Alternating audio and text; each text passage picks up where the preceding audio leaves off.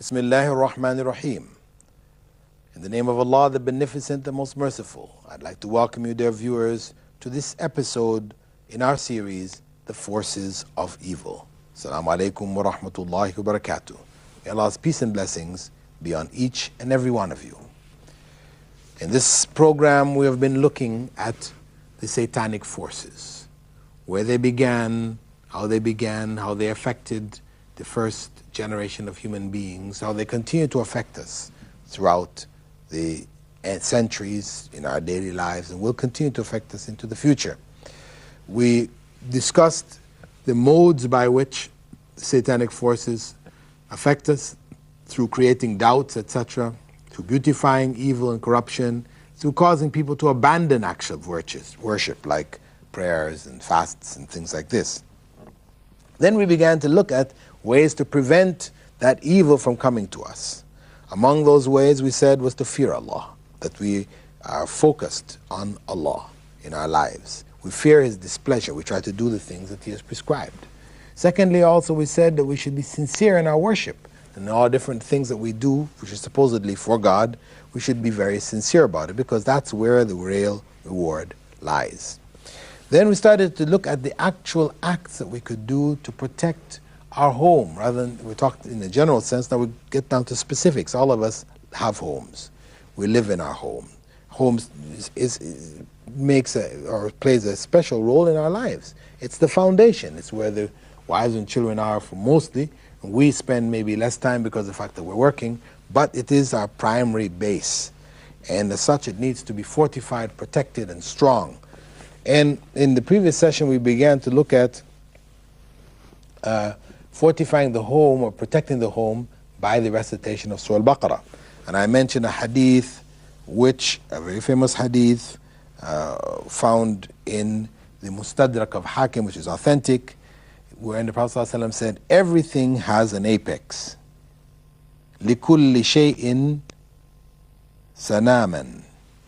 Everything has an apex, a point, a high point. And the apex or the high point of the Quran is Surah Al-Baqarah, the second chapter of the Quran. Whenever Satan hears Surah Al-Baqarah read, he leaves the home wherein it is being recited. So this is a very powerful force to drive away satanic things from the home, and to maintain an atmosphere of spirituality and righteousness. In another narration from An-Nu'man ibn Bashir, Prophet ﷺ was reported to have said, he revealed 2 verses from it by which he closed Surah Al-Baqarah, referring to what was revealed to Prophet Muhammad ﷺ from Allah. No devil can come near any home in which they are recited for 3 consecutive nights. So when the last 2 verses of Surah Al-Baqarah are recited consecutively for 3 nights, then no satanic force or no devil, etc., can come near the home. It's a very, very important principle. And there are a number of other verses which are recommended by Allah, by the Prophet Muhammad ﷺ, to use, to be recited for protection purposes, reflecting, of course, on the meanings. And as I mentioned before, we must make a distinction between that which has been prescribed by Prophet Muhammad ﷺ, based on instruction from Allah, and that which people may make up and say, you do this or you do that or do the other, and you get this reward, that reward, the other reward. They don't have the authority to promise you these things. What they are promoting, in fact, become innovations. The 9th form of protection is the recitation of certain formulas of praise in the home. There are different supplications which involve praising Allah, which the Prophet Muhammad prescribed for us in the morning and the evening, saying basically one who does this so many times is going to protect one from the satanic forces, etc., etc., in the home. For example, one who says, La ilaha illallah wahdahu la sharika lah, lahul mulk wa lahul hamd, wa huwa ala kulli shayin qadir. That is, there is no God but Allah, who is alone without partners. The dominion and praise are His, and He's able to do all things. one who says that 100 times per day will have a similar reward to freeing 10 slaves. 100 good deeds will be recorded for him, and 100 of his sins will be erased. And most important, he will have a charm against Satan for the whole of that day and night. This is found in Sahih al-Bukhari and Sahih Muslim. It's a very strong and authentic tradition of the Prophet ﷺ. But unfortunately, people are missing out on this. These are the adhkar, or words of remembrance, that the Prophet recommended for us to do in our homes, outside of our homes, etc. The 10th method is that of reciting certain du'as before going to sleep. This is closing off the day. The Prophet ﷺ had said, or confirmed, which was said to him, that when you go to sleep, recite Ayatul Kursi completely, and there will remain over you a protection from Allah, and no devil can come near you until the dawn. So it has a protective value, Ayatul Kursi. We also know that when one is lying down to sleep, that we are encouraged by the Prophet ﷺ to make this particular dua. Bismillahi wada'atu jambi, Allahumma ghfir li dhanbi, wa akhsi shaytani, wa fukka rihani, waj'alni fin nadiyil a'la. In the name of Allah, I lie down on my side. O Allah, forgive my sin and drive away my jinn. Free me from my responsibility and place me in the highest assembly. This is prior to going to sleep. We also have instruction from the Prophet ﷺ to say the 3 quls before going to sleep. This is also a means of protection. قُلْ هُوَ اللَّهُ أَحَدٌ قُلْ أَعُوذُ بِرَبِّ الْفَلَقِ قُلْ أَعُوذُ بِرَبِّ النَّاسِ. We say these, recite them in our hands, blow in our hands, and wipe them over our face and the rest of our bodies before going to sleep at night.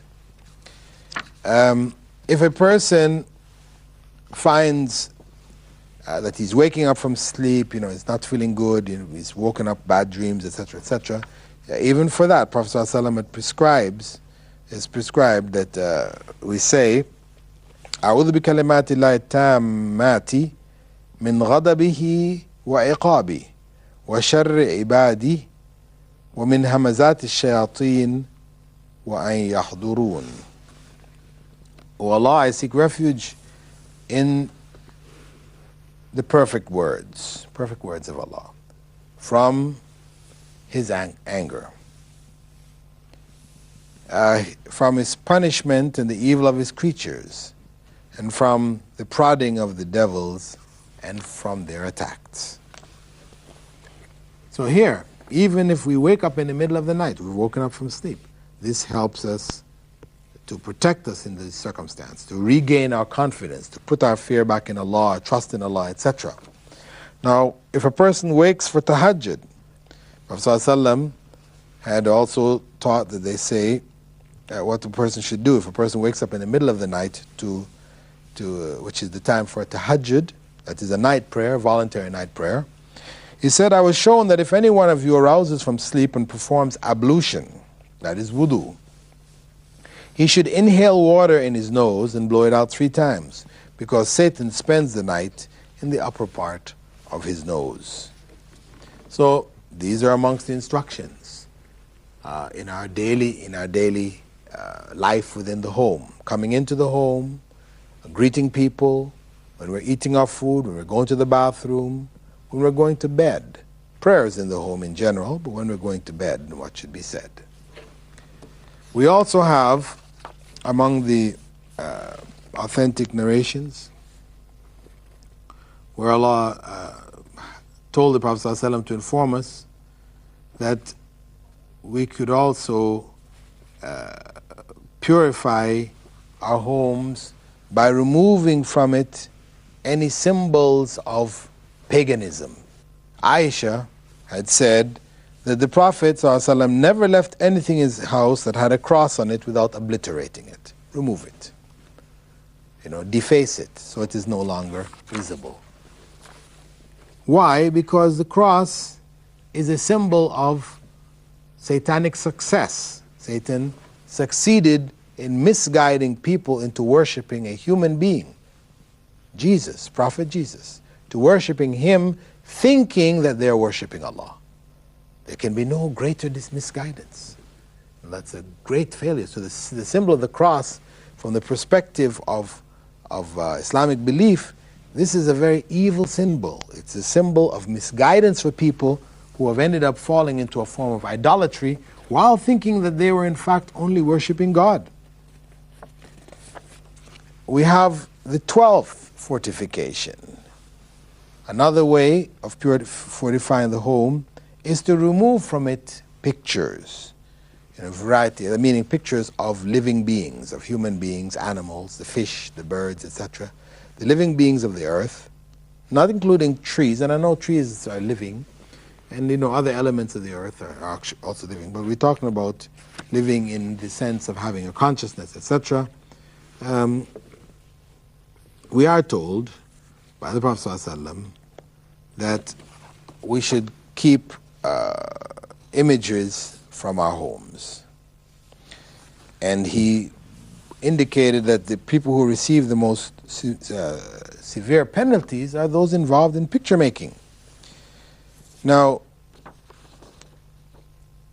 there was a particular narration of the Prophet ﷺ in which he said, and this hadith is found in Sahih Muslim, لا تدخل الملائكة بيتا فيه تماثيل أو تصاوير. Angels do not enter homes wherein there are statues or pictures. So we purify our home from the satanic forces by removing from it any images. And you'll find those who have deviated, have gone on a wrong path, they will focus on images. They'll be given pictures of the peers or whatever to focus on in their worship. They will place it on their prayer mats before them or on the wall or whatever. And they very much are focused on this. And this is a way in which they have deviated, because prayer should be directed to Allah alone. We don't have any images to focus on for our prayer. Among the things that we should purify the home of also are dogs. This is of course a problem for people of the West, who dogs have become, quote unquote, man's best friend, to the point where human beings live with dogs. The dogs are given clothing, special warm clothing for winter, summer clothing for the summer. People leave their wealth for their dogs. So the dog has been elevated in society to the point where he is above that of human beings. Instead of giving persons wealth to needy human beings on the earth, who are starving or whatever, people who are in real need, a person dies and leaves his or her wealth to dogs. So purifying the home of the dog. Prophet ﷺ had said, the angels do not enter a home wherein there's a dog or a picture. So the issue of the dog is very, very important to remove it. It is the way by which paganism crept in on the followers of Prophet Abraham. It's mentioned by the Prophet ﷺ and his companions that the people were worshipping one God up until that time, and that satanic forces had come to the people and suggested to them to make images of these righteous people when they died, because they didn't live forever, they grew old and they died. So people were encouraged to make images of them, that this would remind them of the goodness they did and encourage them to do goodness. And as such, the people did that and they were reminded. However, generations later, when people forgot the reason for making these images, Satan would again approach them and suggest to them that it was because of their worship, their foreparents' worship of these images, that the people got rain, their cultivation was good, etc., etc. So what we're dealing with here is in fact purification of the home from these forbidden animals as well as forbidden things. The 14th, that was the 13th, the 14th basic area by which or way by which we can protect our homes is to make special prayers for the dead and for the living. We do as much as we can of voluntary prayers in the home. Keep the prayer alive in the home. Because of course the man, though he's enjoined to pray in the mosque, it is possible for certain occasions for him to pray at home. And it's good to do that to make sure everybody in the home is praying, because if that feeling and that love and that thrust of prayer is not there in the home, then the youth will be followed, they will be identified and could possibly be harmed. The Prophet ﷺ had told us to make optional prayers in our homes in order to bring it to life, to make prayer a regular part of the home. You know, children staying at home observing their mothers, who may pray at times when the children might be sleeping, they may not see a steady consistency there. But that's why it's important, and Prophet ﷺ encouraged males to go home from time to time and to pray their recommended prayers there. Not the compulsory, that should be done in the conversation in the congregation along with the body of Muslims, but where we have voluntary prayers, he had said that the best voluntary prayer is that of a man or woman in their home. I mean, this is the general recommendation. So we protect the home by doing additional voluntary prayers in the home. Now, there's a particular hadith, another hadith on this topic, which is found in Sahih Muslim, in which Abu Musa al-Ash'ari related the Prophet ﷺ had said, the difference between a home in which Allah is remembered and a home in which Allah is not remembered is like the difference between the living and the dead. So the lack of remembrance of Allah indicates the death of the soul. We keep the soul alive and strong by remembering Allah. And the 15th principle for protecting the home is that during one's prayers, we utilize certain supplications which the Prophet ﷺ had given. Among them, أعوذ بالله من الشيطان من نفخه ونفثه وهمزه. That is, I seek refuge in Allah from Satan's pride, his poetry, and his touch, the touch of Satan. So, in our daily prayers, it is good to utilize this particular dua instead of saying A'udhu Billahi Minash Shaitanir Rajim, because actually there is no narration, authentic narration, to support that practice. But it is authentically narrated that the Prophet ﷺ used to say, I seek refuge from Satan's pride, his poetry, and his touch. So we should protect the home by incorporating such supplications within the prayer itself. And the 16th form is that one control oneself in the time of anger. On one occasion when a man's face became very red with anger, the Prophet ﷺ said to him, إني لأعرف كلمة لو قالها لذهب عنه الذي يجد أعوذ بالله من الشيطان الرجيم. Indeed, I know some words. If he said them while he's feeling, what he's feeling would go away. And that is أعوذ بالله من الشيطان الرجيم. I seek refuge in Allah from Satan the cursed. Whereas the other dua which we mentioned, أعوذ بالله من الشيطان من نفخه ونفثه وهمزه. This dua, which meant I seek refuge in Allah from Satan's pride, his poetry, and his touch. You know, this one is the one which was commonly used by the Prophet ﷺ in the daily prayers. The 17th form of fortification would be to use good and kind words and bright smiles. In order to keep good feelings amongst the people of the family, because this is one of the major areas in which the satanic forces destroys the home through enmity between the husband and the wife, which leads to bad feelings, to ill treatment, ultimately to the breakup of the family. So So with that, dear viewers, I'd like to thank you for being with us in this segment of our program, The Forces of Evil. I'm your host, Dr. Bilal Phillips, and I hope that you'll continue to follow our program in its future episodes. Assalamu alaikum wa rahmatullahi wa barakatuh.